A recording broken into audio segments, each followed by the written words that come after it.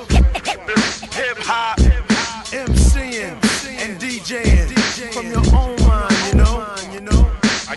Well, something to do, something productive for young people. There's not many things out there that are productive, and this was a group that I found that you could not only dance and go to street dance competitions, but you can also progress through like dance exams and stuff. So you could also yourself become a teacher and do other things with it. It wasn't just simply dance. You could prosper and go further with it. So that's one of the reasons why I joined Dance Mode. And it's fantastic. It's fantastic. I've met loads of new people and people that I socialise, not just at dance but outside dance. It's an opportunity to make new friends.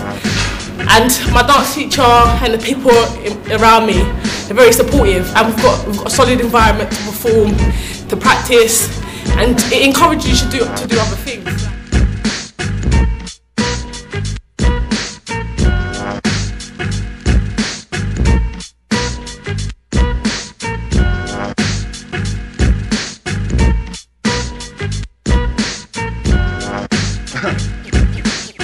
You know my day.